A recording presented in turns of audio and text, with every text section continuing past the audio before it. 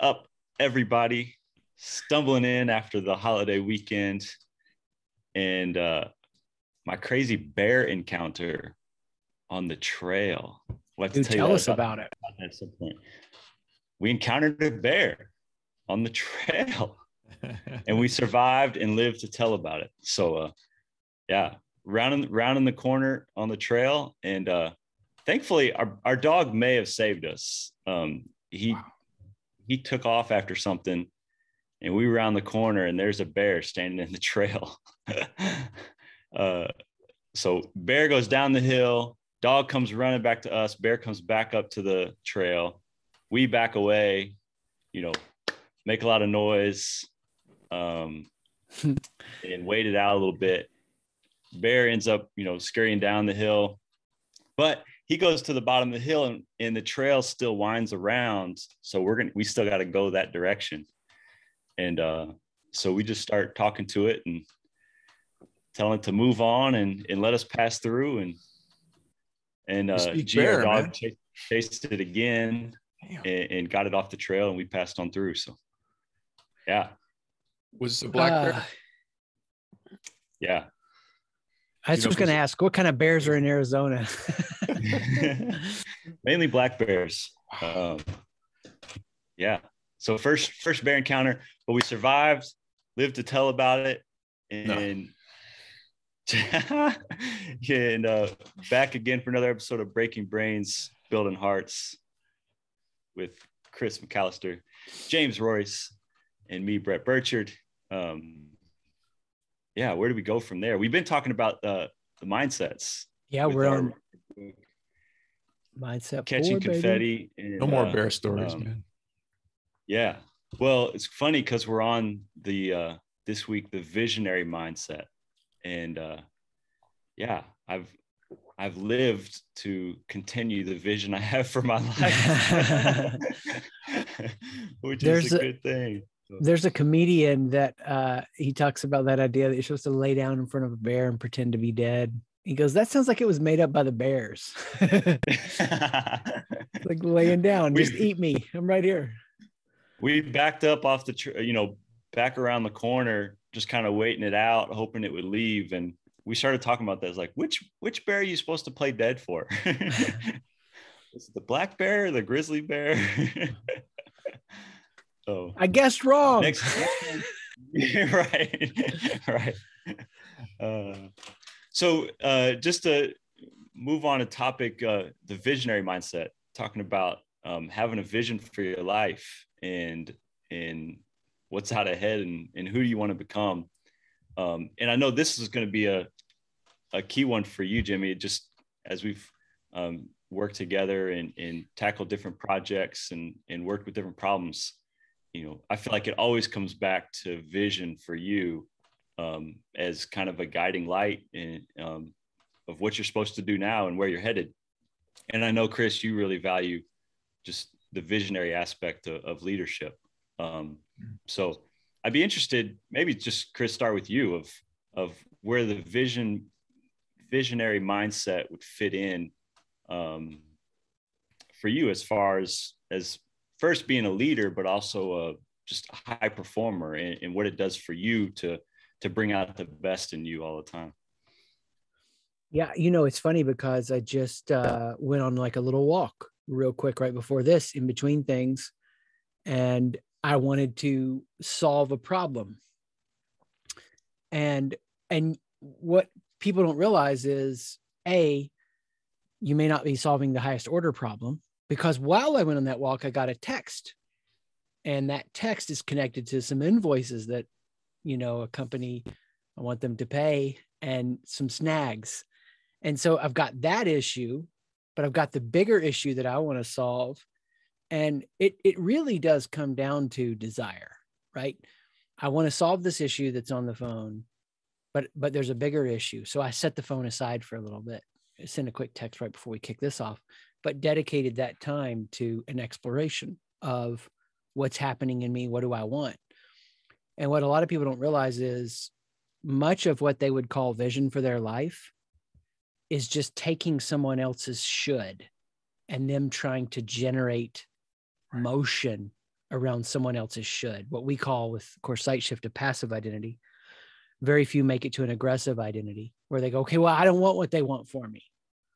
And they're defining out of that negation. And it's rare, but it happens that people capture the essence of the vision of who they are, who they can become, what they can do in the world. And if you can tap into that, it's not going to be easy. It's not going to be perfect, but that's the idea. So when people want, like, okay, make vision really concrete. What do you want? And how do you see that at the highest level possible? So it has as much gravitational pull as possible. Yeah, I could go on too much. And that's where it seemed to me to like, that leads into like the motivation, right? That's creating or stirring up the intrinsic desire, which is always the more powerful motivating force in the long run. So getting understanding of that, like, what do you desire? What do you want? Stirs up that intrinsic motivation. Would you say that's true? Yeah, totally. I mean, that's the thing that is getting unblocked rather than trying to gain motivation, you're unblocking it. Now, motivation changes. So that's why you got to check in with yourself, keep your awareness growing, because what you were motivated for yesterday, you may not be motivated for today. And what happens with the hustle culture that's so toxic is it caffeinates and hypes and powers through getting a real read on what you actually want. Mm-hmm. Jim, you got some head nods there. What sparked? No, I love everything you guys are talking about. I mean, my experience with vision is really in helping clients implement and execute, right? And it doesn't really matter where they are in life or age or what problem we're trying to solve for, whether it's personal, business, whatever. This, I think, to Chris's point, yes, desire and want, and yes, also to your point about motivation, we have to also account for change. So, the thing that I might add to this is this idea of values, right? So your vision tends to follow your core values, and knowing what you value is one of the first steps, right? To what Chris is talking about, not just following someone else's should, right? How many of us read books, listen to audio books, or listen to podcasts and gather information that sounds good, makes sense, maybe is even inspiring, but then we look for ways to make it fit into our lives. And, if you're trying to make it fit and it's not, one of the easiest things to do is go back to those core values that drive you, or the core values that mean the most to you right now. I just celebrated my 29th wedding anniversary with my bride, and, with no more details. I'm just kidding. It was a chance to reflect on the values we had when we were first married, right? And we didn't plan well, so we were, struggling from day one. And those experiences then to having a family and raising a family, and now to having two girls who are now close to creating an empty nest here for us. So your values change. It's okay then if your vision changes. It's okay then if your desire changes. But to Chris's point, make sure it's your own. And then leverage all the things you've learned over the years to make sure that you can architect as quickly and as meaningfully that plan forward as you can. So yeah, think about your core values. Think about the things that matter to you today. Think about the things that will matter to you in a time period that makes sense, right? For me, I'm thinking about the empty nest. What's that going to look like in a couple of years? And don't be afraid to redesign that vision based on the values that matter most. And then you can back into exactly how you're going to execute against those core values. I love what you're saying there about like finding out your core values and not just the stuff that you've read in books and that sounds good and you think you should be doing. One of the things I've started doing with athletic coaches this year was like drilling down into core values, and probably met with half a dozen coaches already who had a bunch of core values that that their coach who they played for used, or the last coach they worked for used, the things they saw the New Zealand All Blacks use, whatever, and they tried to force it onto theirs. but when stuff gets really difficult, they can't really lean on those values because it's not theirs, Right. And so helping them figure out, okay, what are your, and it was an awesome story I'll share with you just quickly. Went through this process this summer with a coach, and he's like, man, I've been trying everything and I've got so much happening because I played for a good coach in high school. I played for a good coach in college. I'm trying to incorporate everything I learned from them into this. And it's like, okay, let's lay all that down. And then who are you? Like, they've obviously shaped you and taught you something. Now, who are you? And what's the best that you bring to the table? And laid out his core values. And then first week of the season this year, like, he had crap with his team, like crazy, just extraneous stuff, not basketball related, that he's had to deal with already in the first week of the year. And he's like, had I not learned those core values, I would have been scattered. Like, I don't know how I would have navigated this conflict or this issues. So it's so powerful to be able to drill down and figure out what are those things you value. Yeah, I agree. It reminds me of, just the way that I make decisions, the way I run my life. I mean, it's easier for me to avoid the complexity of life and decision-making and opportunities that come my way when I'm able to assess them against just some of those firm values that I have decided matter most. So they become bright lines that I don't cross. They become filters that I view the world through. And, the young version of me I used to not want to filter things out for fear of missing out. And, the more experienced version of me is, happy to filter things out because I recognize the importance of focusing on things that matter most to me. Yeah. And so it doesn't just have to be, I don't want people to misinterpret core value.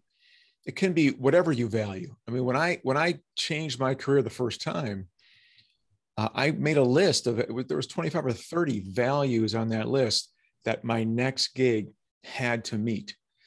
And, since experiencing the last 15 years, I now have a new set that's going to represent the next 15 years for me. So, they create that bright line and make those decisions easier. And then, of course, the actions that are required to create the outcomes that you're looking for. Chris, you've talked about this some, like, kind of like your life in decades and how, those values change or upgrade as you go through different phases of life. Yeah. Yeah. We used to do this exercise that we would get people to, like, close their eyes and go up on top of a mountain and see, like, the next decade out as the next range, and decade out range. So 5, 6, 7 mountain ranges out. And there were 2 points to that exercise. One was showing them they could work on their focused and peripheral vision at the same time, which, while we were doing that with them in a visualization, their eyes are closed, what we call identity space, it still would have an immediate impact on their leadership, which, dudes, I got to share with y'all, because learning more about how much you can actually change your emotional state by how you change your vision. Recent neuroscientist on a podcast that was just, like, fantastic, that accentuates this idea. So with values, it's like you want this wide angle and this zeroed in place at the same time. And then you're looking at, how do I want the next run to be? What do I want to go after? And it doesn't mean it won't change when I get down on the valley floor and I'm crawling through something I didn't plan on crawling through. I think the other piece of this that's massive is, are your values coming from a place where you're trying to gain something to feel whole, or you already know your own wholeness? So it's kind of like, prior to everything that, we know Sight Shift is, and my work on awareness and learning my insecurities, my values were all about achievement. So the focus of my values is about achievement. Well, do I still want to achieve? Yes. Is that still who I am? Yes. But I'm not seeking to achieve to feel whole. And so actually I discovered some deeper values. And so part of the vision process to protect yourself from the ways you'll ruin your life is to imagine, what are the things that would test your values the most? What if I had to choose between presence or achievement? Well, I'm going to choose presence. And because you can do that work and you can forecast out and imagine how your values are going to be tested, you can actually future-proof the development of your character so that you're ready. You're not caught off guard when those tests happen. You still have to make those hard choices in the moment. I mean, it's not that easy, but it is possible. And that for me is like vision, you know, in its most beautiful sense. You're imagining something that hasn't happened. So Chris, in the context of the test, is your test the same as asking yourself, what are you willing to give up to get there? Or what are you not willing to give up to get there? And when I think of that, I think in terms of values. So which values are you willing to give up to achieve success? Which values are you not willing to give up to achieve success? Will those values that you identify that you're not willing to give up kind of help to ground you in that and create that presence? Yeah. Well, I think though the easiest way to get there is to first and foremost figure out like what you don't believe about yourself. You wish it was true, but you don't believe it's true, that you belong, that your performance doesn't equal your worth, you know, whatever. That you're smart. Yeah, baby. That you're creative.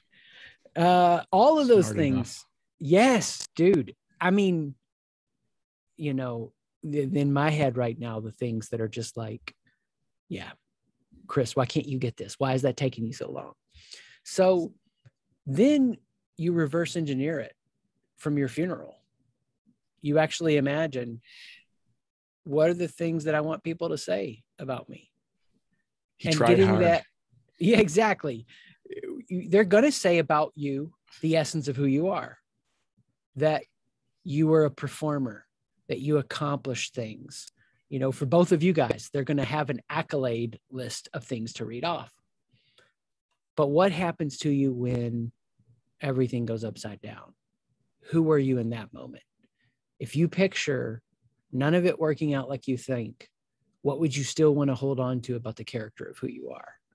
And you zero in on that, the tests are still going to happen, but you've already put some effort into what that choice is going to be, you know? Yeah. You know, Brett, I want to challenge you with something because so much of sports is about achievement. Mm-hmm. And man, if anybody talked to I can imagine if anybody talked to a team the way Chris just did, hey, it doesn't matter if you hit your vision or not, we're still going to love you. Focus on what people are going to love about you. You know, it might be counterintuitive, right? At the very least, but at worst, it would be, you know, it would be fire worthy, right? It would be just unacceptable to talk about the what if of not winning. So I guess what it brings up for me is this idea of, to Chris's point, you know, and Chris, I'm sensing that, you know, you've got a vision that has been a challenge to achieve. Is it possible, Brett, to choose the wrong vision? Is it possible to aim too high? Is it possible to do something, choose something that's unrealistic? Now, I recognize that I can, to Chris's point, I can choose something unrealistic and strive my whole life to get there and still be satisfied with the way I played the game, with the way I executed day to day.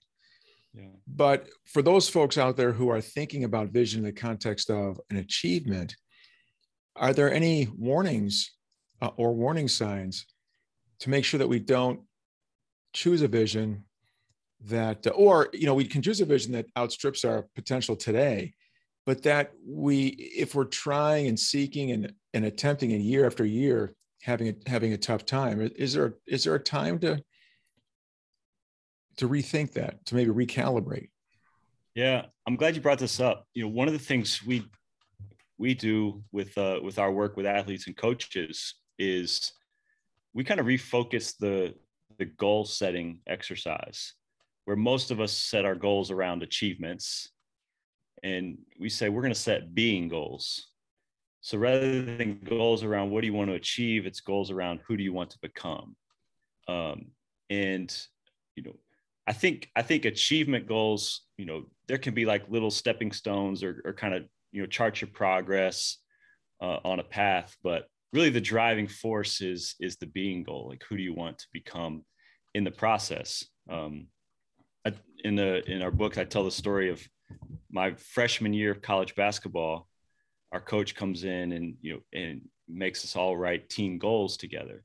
So, you know, the team meets and all the players, we come up with our goals, and then we present them to coach.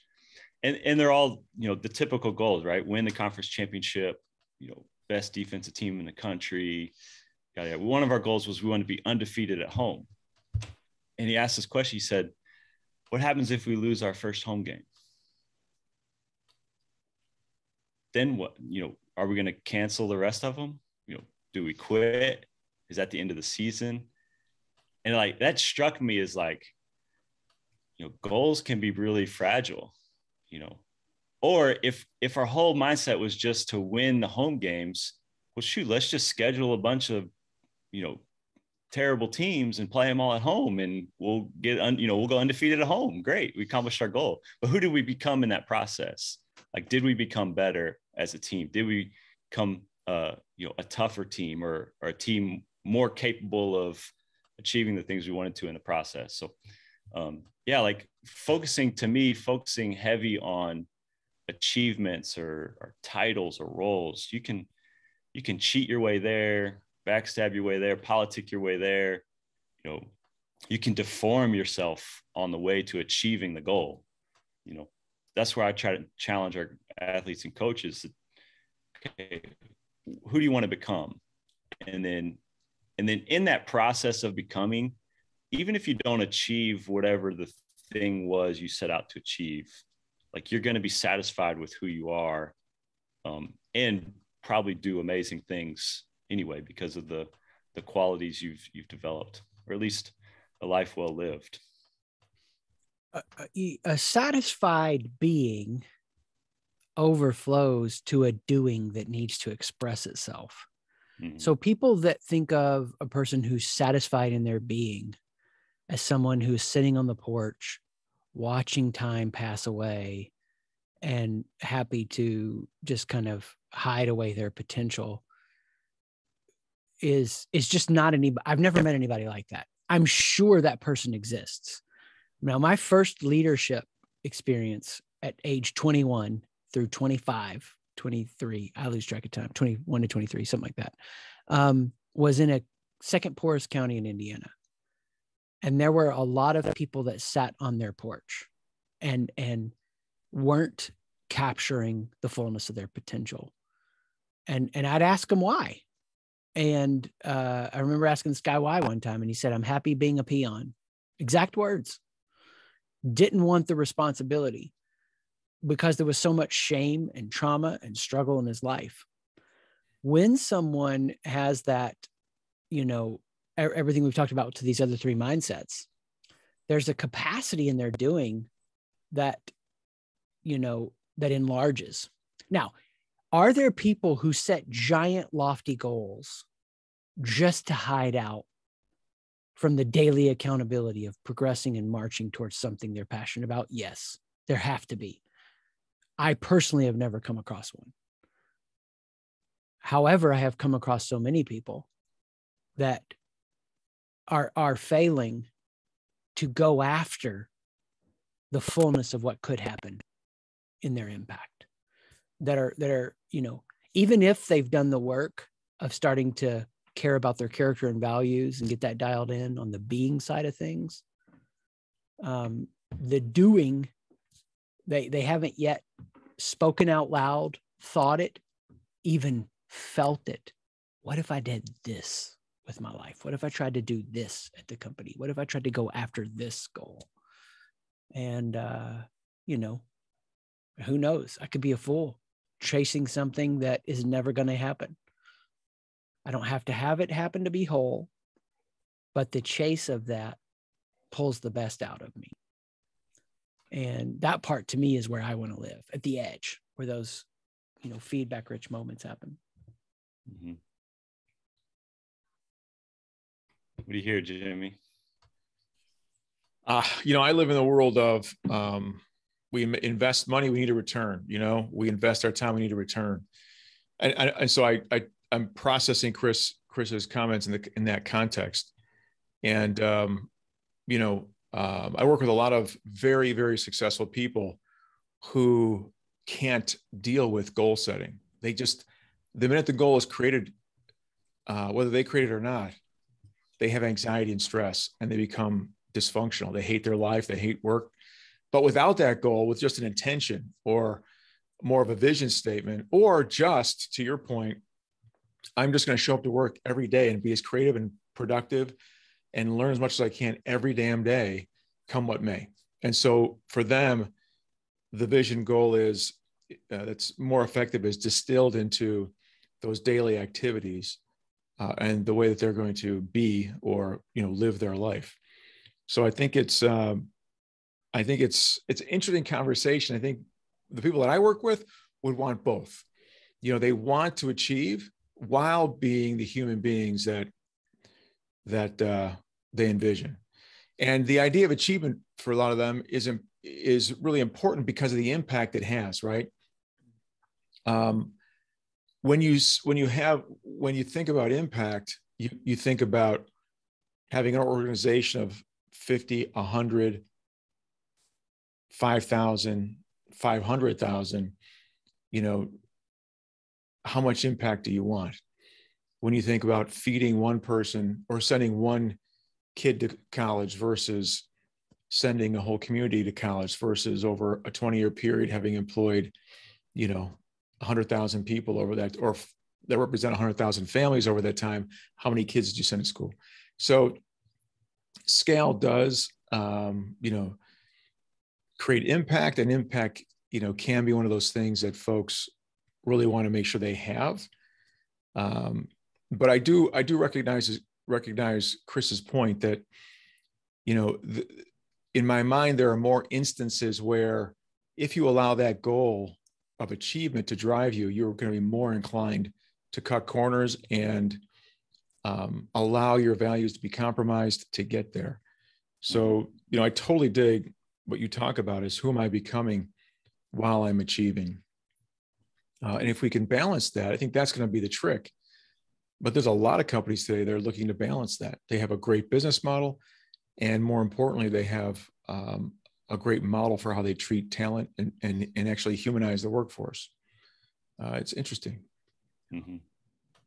I love how you said that, who I'm becoming while I'm achieving. You can do both. That's cool. I think one of the biggest losses I'll close with this, but one of the biggest losses in the sports world was Kobe Bryant not living long enough to fully explore the Mamba mentality that he presented to us. Because most of us now take on the Mamba mentality as the killer that he was with the Lakers, and all that he was able to accomplish with that. But the little bit we saw of him and who he was becoming in retirement, I assume that Mamba mentality would have morphed a little bit, and he would have seen it from a different angle. And I think that would have been healthy and good for all of us to hear from. So, but that's powerful. I mean, if 30 seconds on this, Chris Bosch put out a book, Letters to Young Athletes.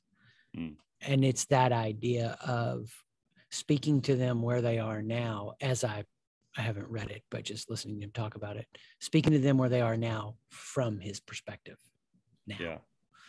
Pretty powerful. Awesome stuff, thanks, guys. Brett. Always good conversation with you all. Next time we'll hit the focused mindset, where the vision becomes realities. Looking forward to the next one. Outstanding. I need it.